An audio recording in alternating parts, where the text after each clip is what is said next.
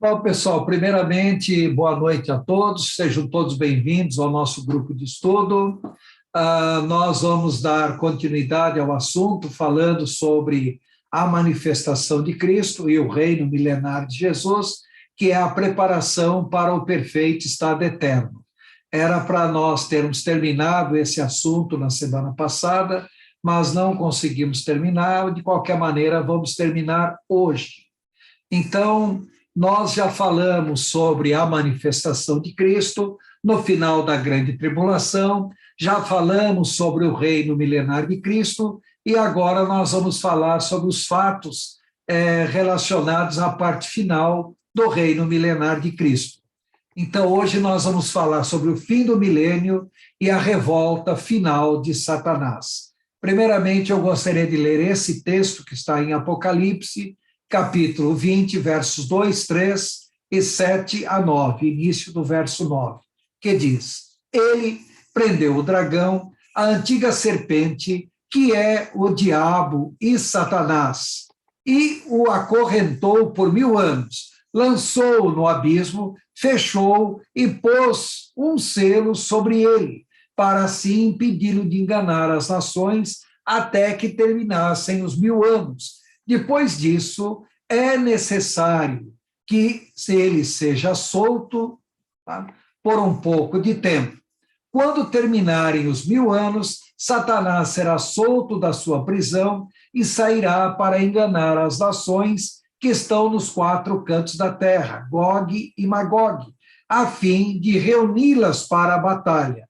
Seu número será como a areia do mar. As nações marcharam por toda a superfície da terra e cercaram o acampamento dos santos, a cidade amada.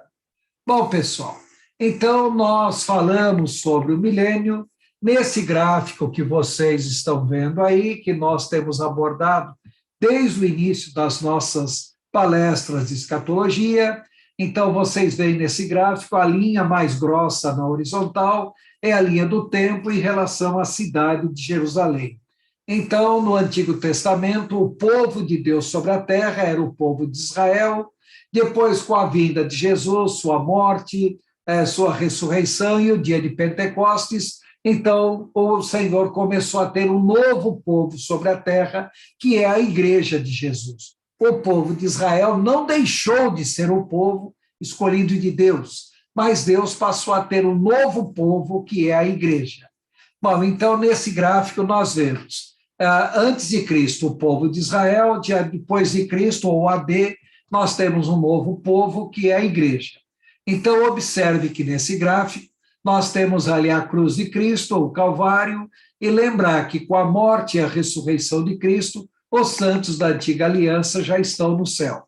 Durante a fase da igreja, que é a fase que nós estamos vivendo, aqueles que morrem crendo no Senhor vão também para o terceiro céu. A diferença é que os santos do Antigo Testamento já estão no céu em corpo, alma e espírito, enquanto que a igreja, os santos da nova aliança, estão no céu em alma e espírito, não estão em corpo. Bom, já falamos também que no Antigo Testamento, as pessoas que morriam crendo no Senhor iam para a primeira divisão do inferno, chamado seio de Abraão, ou presença de Abraão, ou campos elíseos, tá?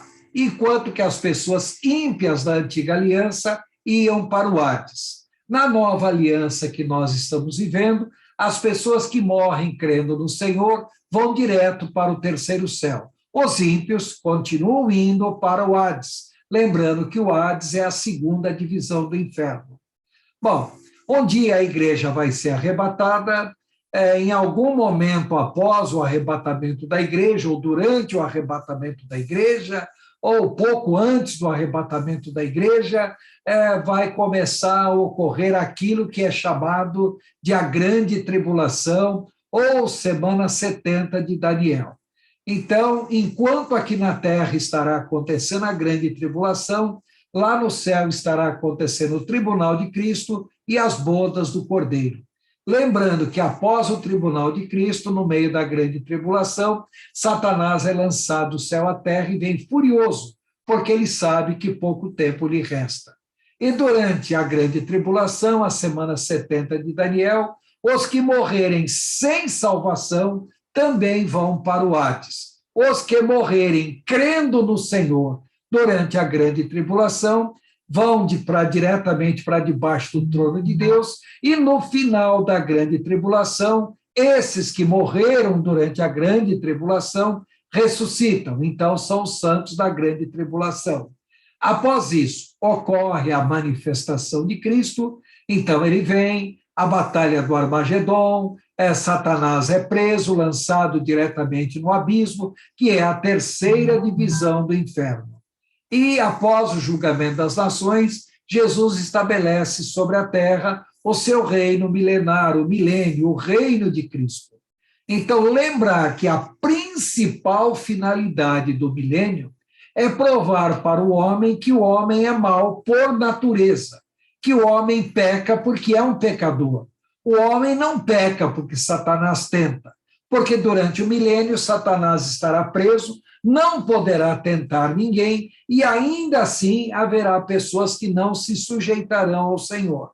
Então, durante o milênio, aqueles que morrerem sem salvação também estarão indo para o Hades. Os salvos durante o milênio, nós não encontramos nenhum texto bíblico que diga que os salvos venham a morrer durante o milênio. Muito pelo contrário, o livro de Isaías diz que os salvos viverão todos os dias do reino, o que nos leva a crer que durante o milênio a morte é somente para os ímpios e não para aqueles que vierem a crer no Senhor. Preciso esclarecer um ponto importante. Durante o milênio, nós não falamos mais em igreja, nós falamos em glorificados. Os glorificados, que abrangem os santos da antiga aliança, os santos da nova aliança e os santos da grande tribulação, esses estarão reinando juntamente com Cristo durante o milênio. Reinando sobre o quê? Sobre homens e mulheres normais que sobreviveram à grande tribulação e entraram no reino milenar de Cristo. Lembrando a vocês que são homens e mulheres normais, que se casam, geram filhos, que crescem, se casam, gerando novos filhos.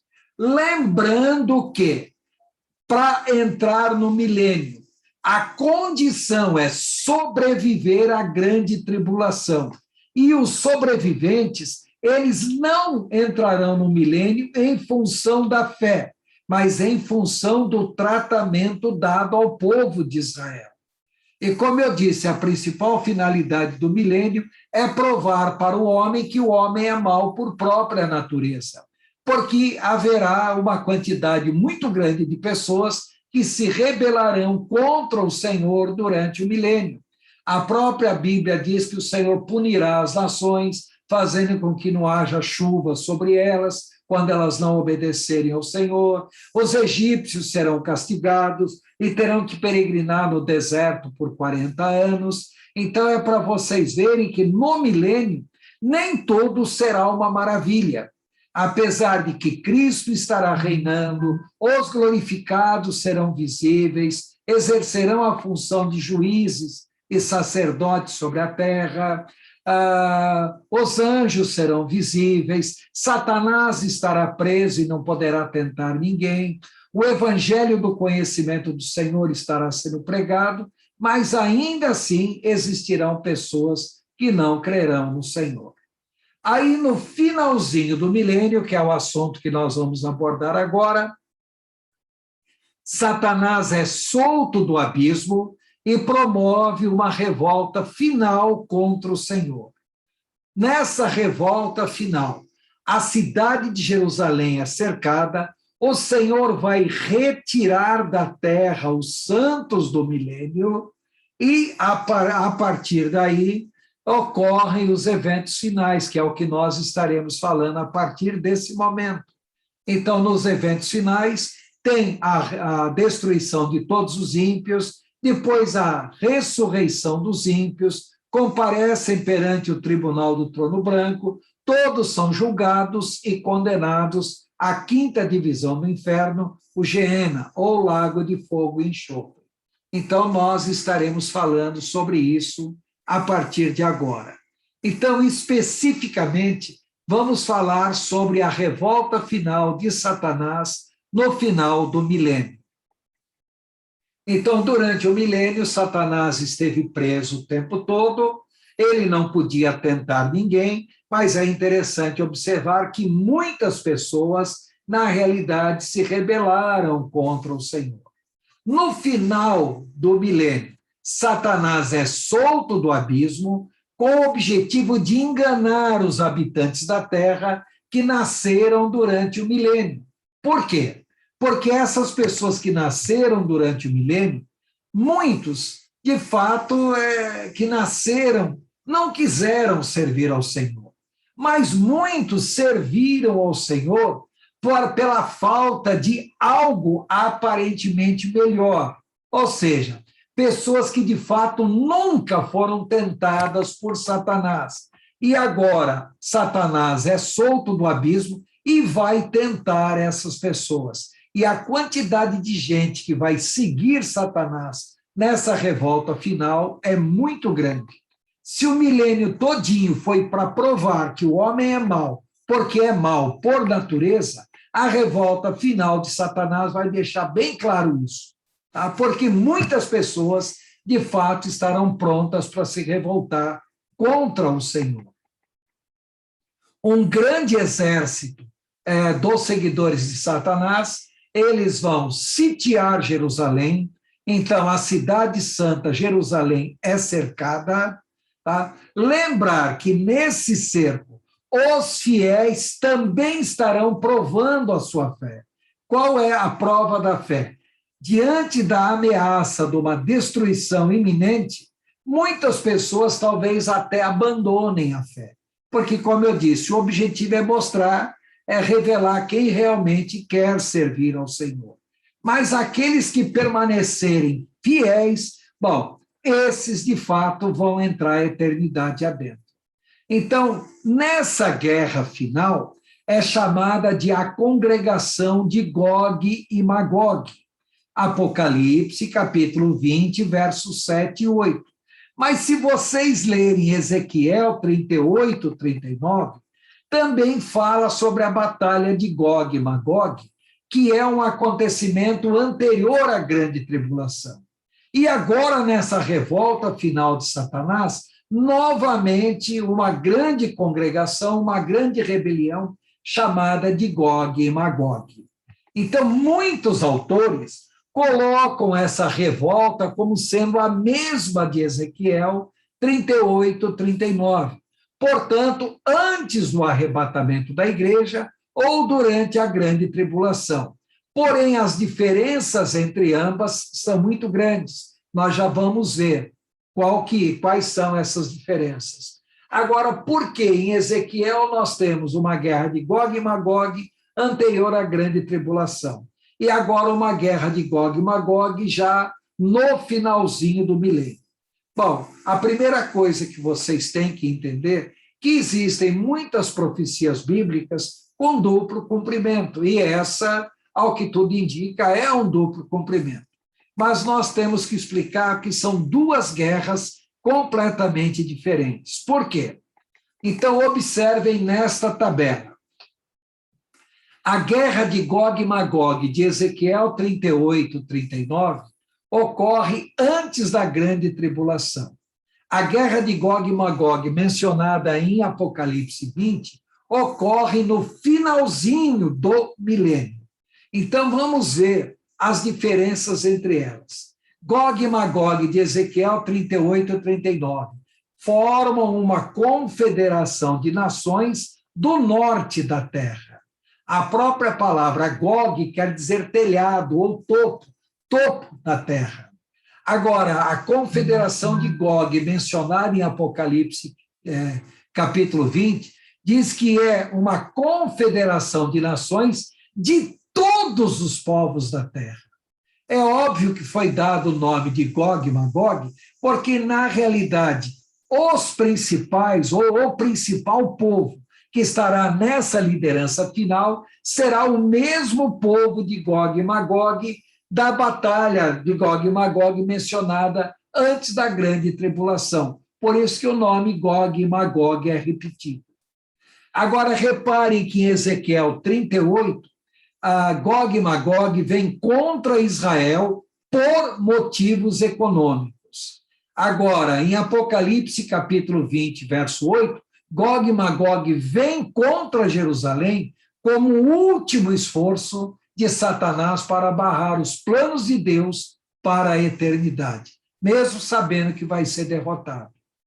Outro ponto, Gog e Magog de Ezequiel 38 e 39 são conduzidos pelo Senhor contra Israel para que o Senhor exerça o seu juízo sobre eles. Agora, Gog e Magog de Apocalipse, capítulo 20, seu objetivo é destruir Jerusalém e todos os santos do Senhor de todos os povos. Reparem bem, Satanás já foi derrotado por Cristo na cruz do Calvário. Já foi derrotado pela igreja por ocasião do arrebatamento da igreja. Será derrotado por Israel durante o reino milenar de Cristo, já que ele é um eterno derrotado. Perde para Cristo, ele já perdeu para Deus na sua revolta inicial, lá num passado muito remoto, quando ele se revoltou contra Deus. Agora derrotado por Cristo na cruz do Calvário, derrotado pela igreja no arrebatamento da igreja, derrotado por Israel durante o reino milenar de Cristo, já que ele é um eterno derrotado mesmo, então seu objetivo final é pelo menos destruir Jerusalém e todos aqueles que querem seguir ao Senhor. Agora, com relação a Gog e Magog de Ezequiel 38 e 39, fala que algumas nações, e menciona o nome, Sabá, Dedã, Tarsis e seus leõezinhos. Tarsis é a Inglaterra, seus leõezinhos, países que saíram da Inglaterra. Então, no caso, Estados Unidos, Canadá, Austrália, Nova Zelândia. Agora, Sabá é a Arábia Saudita e Dedã é Dhahran, a grande fortaleza de Dhahran, que é a maior base militar americana fora dos Estados Unidos, fica lá em Dhahran, na Arábia Saudita. Na realidade, essa base ela é uma base da Arábia Saudita, mas, vez ou outra, os americanos fazem dali o seu grande centro de operação, como eles estão fazendo no momento. Então, no Ezequiel 38, em Ezequiel 38 e 39, Gog e Magog, algumas nações, como Sabá, Dedã, Tarsis e seus leõezinhos, se oporão a Gog e seus aliados. Agora, o Gog e Magog de Apocalipse, capítulo 20. Não enfrentarão oposição humana alguma. Ou seja, terá gente de todas as nações. Não quer dizer que as nações, na sua totalidade, participarão dessa guerra final de Gog e Magog.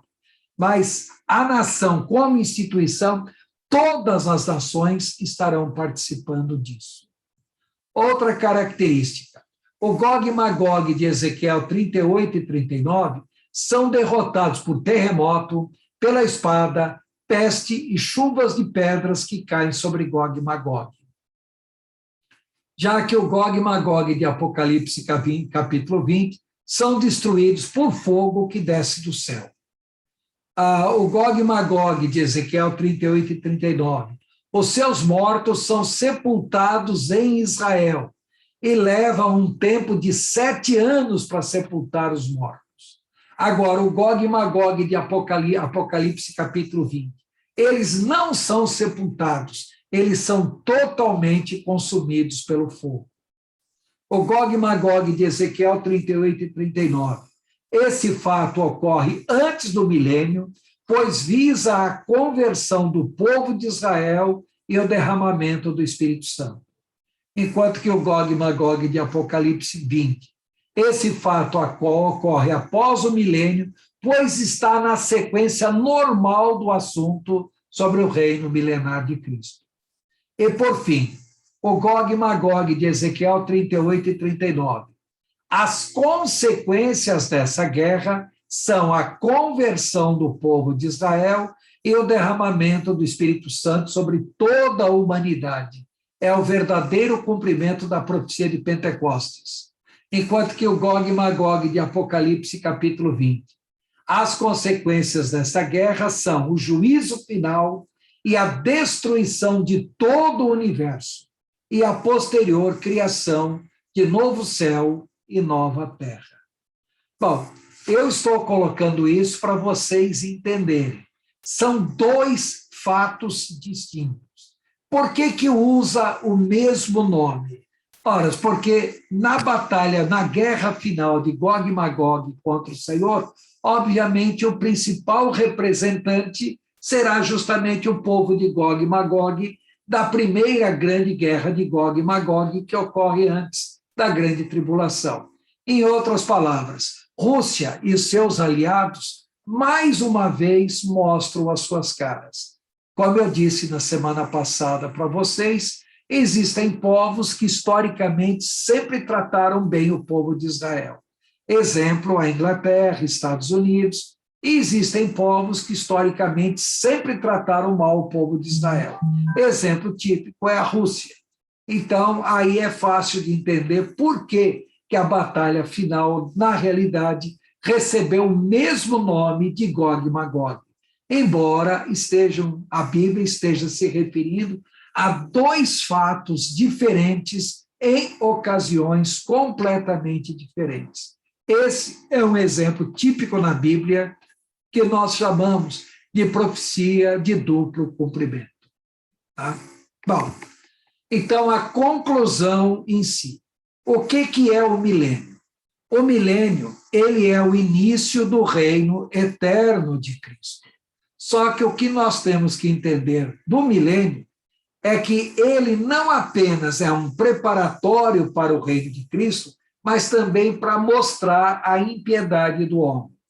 Então, em princípio, o milênio terá duração de 1000 anos literais. Então, muita gente discute que talvez esses 1000 anos não sejam 1000 anos literais. Olha, pode até ser que não sejam 1000 anos literais, mas na falta de uma informação bíblica mais precisa, vamos entender como sendo 1000 anos literais. Se realmente será ou não um período de 1000 anos, bom, quando chegar a ocasião, as pessoas saberão.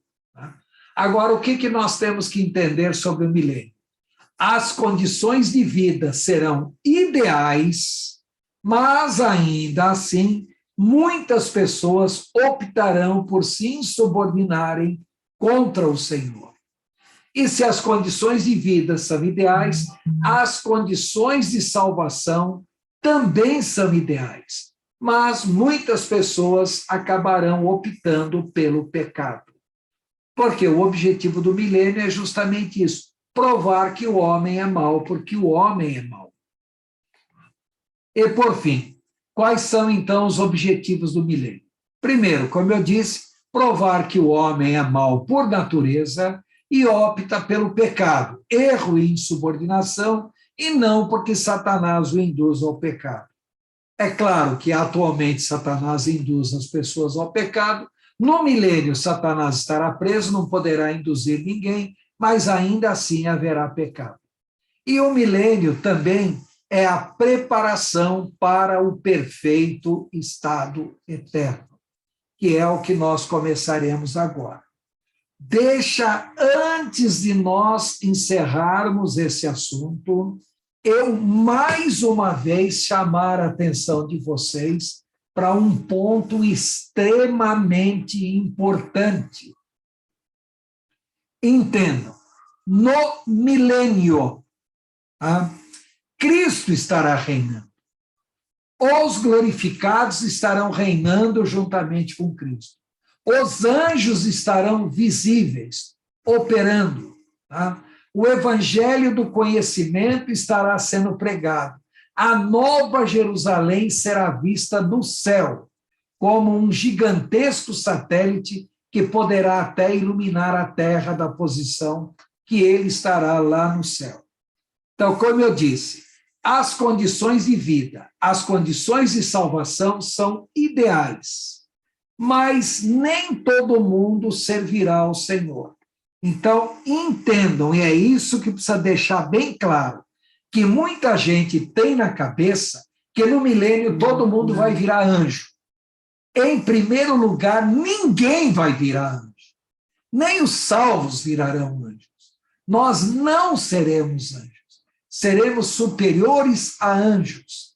E no milênio estarão existindo homens e mulheres normais que sobreviveram à grande tribulação, entraram no milênio em função do tratamento dado ao povo de Israel, e não em função de crer ou não no Senhor.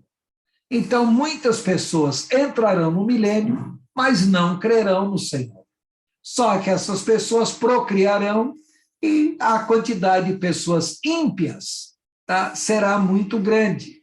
Então, lembrar que a palavra pio quer dizer dedicado a Deus. Impio, o ímpio, quer dizer não dedicado a Deus. Então, muitas pessoas são gente boa, decente, ordeira, observadoras da lei, pessoas honestas, mas são pessoas ímpias, ou seja, pessoas não dedicadas a Deus. O fato é que essas pessoas são muito mais propensas a pecar, a cair em pecado, que as demais pessoas. Tá joia? Com isso, vamos interromper agora, antes de seguir em frente. Alguma pergunta? Algum questionamento? Alguém tem algo a dizer? Que fale agora, porque nós vamos encerrar esse assunto para começar o outro. Tá? Perguntas até esse ponto? Por favor, se alguém tem alguma dúvida, se manifeste agora. Tá? Pois depois o Herbert. Pastora, a minha dúvida é em relação à marca da besta. A marca da besta será dada quando o anticristo vier, né? Durante a grande tribulação. Durante a tribulação. Então, essas pessoas, então, que vão entrar no milênio já devem ter morrido para entrar no milênio com a marca da besta, não vão estar mais com a marca da besta, certo? Ruth, isso daí é um assunto interessante. Vez ou outra as pessoas me perguntam sobre isso. Então, deixa eu esclarecer uma coisa para você. Isso vale para todos, porque tenho certeza que essa dúvida não é só da Ruth, não. Como nós falamos para vocês, a marca da besta é o mesmo código de barras que nós encontramos hoje em vários produtos comerciais. Então, vocês encontram com bastante frequência produtos que têm lá a marca da besta. Tá? Então, o código de barras é utilizado em tudo hoje em dia. E isso, inclusive, pode ser usado em pessoas. Quantos de vocês têm animalzinho que vão lá num pet shop para chipar o animal? Então, é implantado debaixo do corinho do animal uma marquinha para o animal ser rastreado, ser localizado. O que talvez vocês não saibam é que esse chipzinho pode ser colocado em pessoas também. E existem muitas pessoas chipadas. Um exemplo típico de pessoas chipadas no Brasil é o Silvio Santos e a sua família. Eu não sei se vocês se lembram, há muitos anos atrás, um cidadão que invadiu a casa do Silvio Santos, colocou a família dele como refém, ameaçava levar todo mundo, sequestrar. No fim, a polícia acabou com a festa dos marginais. E, a partir daí, o Silvio Santos chipou toda a família dele, porque se fossem sequestrados, levados para algum lugar, eles seriam rastreados, independente de qualquer coisa. Hoje em dia, vocês têm celular, todo mundo tem celular, e há perfeitas condições de saber aonde o celular de vocês estão. Como todo mundo tem celular, automaticamente é fácil de saber aonde a pessoa está, rastreando-se o celular da pessoa. Tá? Então, a marca da besta ela é colocada nas pessoas. Agora, o que nós temos que entender é que há uma diferença entre a pessoa ser marcada e a pessoa ter a marca. Bom, porque qualquer pessoa pode ser marcada. Uma criança que nasce nem é consultada e, de repente, já pode ser chipada em função disso. Um exemplo típico: hoje em dia as crianças nascem na maternidade, já saem da maternidade com certidão de nascimento feita, inclusive com o número de CPF, já devidamente registrado para a criança. Isso é lei no Brasil, já sai da maternidade dessa maneira. Então, uma pessoa pode receber a marca, agora, a pessoa pode receber, mas na realidade ela não estará envolvida diretamente com essa marca.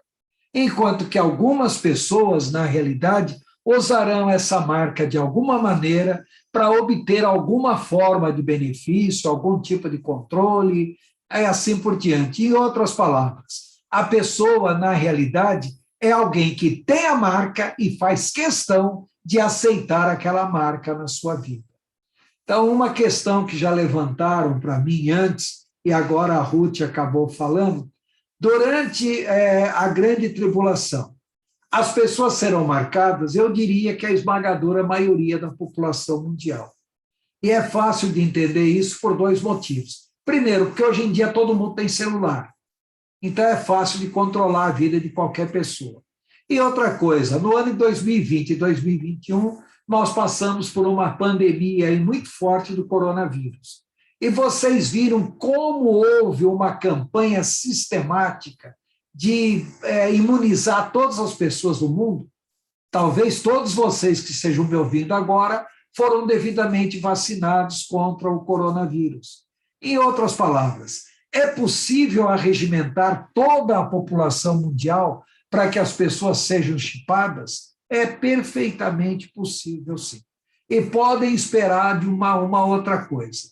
Tá? A cada 7 anos, em média, surge uma praga diferente vindo da China. Então, até 2026, vocês podem esperar que vai ter uma outra praga chinesa aí. Então, H1N1, a gripe suína, a gripe do frango, agora o coronavírus. Bom, aí o pessoal fala, não, isso aí é algo natural. Ó, vindo da China, algo natural ali não tem nada, não, tá?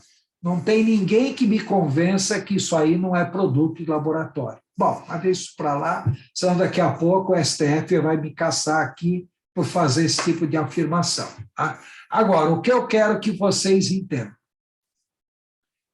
Assim como é possível arregimentar a população mundial para ser imunizada, assim como é possível controlar as pessoas pelo uso de um celular, então também será possível fazer uma marcação com pessoas. Então é possível que durante a grande tribulação, a esmagadora maioria da população mundial tenha a marca da besta. Mas não quer dizer necessariamente que essas pessoas serão adeptas à besta. Talvez a grande maioria. Eu mesmo conheço uma moça, tá? Ela é até bastante conhecida aqui em São José dos Campos, não vou dizer o nome, mas tenho certeza que muitos de vocês conhecem. Ela nasceu num país da Europa e, ao nascer lá nesse país, ela já nasceu com um chip implantado nela. Então, ela tem esse chip. Tá? Então, vou falar, ela tem a marca da besta. Tem. Só que tem um detalhe. É uma moça crente, fiel, dedicada ao Senhor. Então, o fato dela ter essa marca faz dela uma seguidora da besta? Não, não faz. Então, não é a pessoa ter a marca, é a pessoa querer a marca como uma forma de se sujeitar ao governo do anticristo. Bom, como eu disse, no final da grande tribulação, a batalha do Armagedon, o julgamento das nações, as pessoas entrarão milênio adentro. Talvez sejam pessoas que tenham a marca da besta. Tá? Ou talvez nem todos tenham a marca da besta. Tá? Mas o fato é que muitas pessoas dessas acabarão entrando para o reino milenar de Cristo, com essa marca ou sem essa marca. Agora, uma coisa que é interessante que a gente fale, porque a tendência do crente é querer espiritualizar tudo, e muitas vezes espiritualiza demais, Então, muita gente acha que no milênio é anjo voando, batendo asa, à torta e à direita, de um lado para o outro. Tudo bem, eu até não excluo essa possibilidade. Agora, o que as pessoas não conseguem entender que durante o milênio é o reino milenar de Cristo sobre a terra. As nações continuarão a existir, continuarão a ter os seus governos, governos que exercerão o poder executivo, mas não exercerão poder legislativo e nem poder judiciário. O poder judiciário será exercido pela igreja, pelos glorificados do Senhor. E o poder legislativo será exercido diretamente pelo próprio Senhor.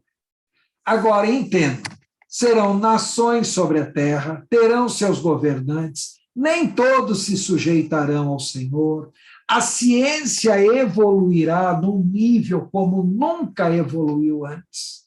Então, parem para pensar, hoje, toda a tecnologia que nós temos, se os nossos avós, bisavós, pudessem ressuscitar pessoas lá do início do século XX, 1900, por aí, ressuscitassem e vissem o mundo do jeito que nós temos hoje, com televisão, avião, veículos de altíssima velocidade, foguetes indo para a Lua, até pelo universo adentro, curas de enfermidades, poxa, eles iriam dizer que tudo isso seria milagre. Tudo isso aí seria algo espiritual. Então, o que eu quero que vocês entendam, eu não estou excluindo que durante o milênio não haja uma manifestação espiritual muito grande. Mas o que eu quero que vocês entendam, que a ciência vai evoluir de tal maneira, e de uma maneira benéfica, de maneira tal que nós tenhamos toda uma tecnologia que hoje é difícil de imaginar. Dou um exemplo para vocês. Quase todos vocês têm carro. E o carro de vocês? Ou é a gasolina, ou é a álcool, ou é a diesel. Tá? Alguns de vocês têm até carro a gás. Vocês sabiam que em muitos países da Europa, a partir de 2030, já fica proibida a produção de carros de combustão interna? Os carros todos deverão ser movidos a eletricidade ou movidos a hidrogênio. Tá? Ou seja, carro com combustível, do jeito que nós usamos hoje, a partir de 2030, em muitos países da Europa, não será mais permitido. Bom, como o Brasil está sempre atrasado nesse aspecto, então vamos colocar, na pior das hipóteses, em 2040, nem no Brasil existirão mais carros de motor a combustão. Então, nós estaremos falando em carro movido a hidrogênio, carro movido a nióbio, carro elétrico, com bateria de nióbio. Quero lembrar a todos vocês que nióbio é um metal extremamente caro, usado para baterias e naves espaciais, e o Brasil produz 92% de todo o nióbio do mundo. Basta vocês verem que a própria Embraer já tem um projeto de um carro elétrico para ser lançado comercialmente ainda nessa década. Então, tentem imaginar o que vai ser a ciência daqui a 10 anos. O que vai ser a ciência daqui a 20 anos. Imagine a revolução científica que aconteceu no mundo ao longo do século XX. Reparem que até o ano de 92, nenhum de vocês tinha computador. Bom, o ano de 92, eu estou falando menos de 30 anos atrás. Hoje em dia, todos vocês têm um computador, nós estamos falando. Eu não me lembro o nome da pessoa, quando tiver a ideia de colocar um computador pessoal, um monte de gente falou assim que isso não teria a mínima utilidade. Por que as pessoas precisariam de um computador em casa? Todo mundo falava que isso aí era uma profecia sem cumprimento, que não ia servir para nada ter um computador em casa. Bom, quem falou isso hoje caiu no ridículo, porque todo mundo tem. Então, tentem entender a evolução tecnológica. Para uma pessoa que vivia há 200 anos atrás, tudo isso é milagre, tudo isso é magia, tudo isso é altamente espiritual. Agora, imagine que durante o milênio a ciência vai evoluir a tal ponto que nós não somos nem capazes de imaginar. Tá? Então, vamos espiritualizar? Vamos sim, mas não vamos espiritualizar demais, não. Vamos entender no milênio um avanço tecnológico, científico muito grande. Tá ok? Pessoal, todo mundo, ficou claro isso ou não? Alguma pergunta, Ruth? Diz sua pergunta, tá? Sim, pastor. Você quer acrescentar algo, Herbert?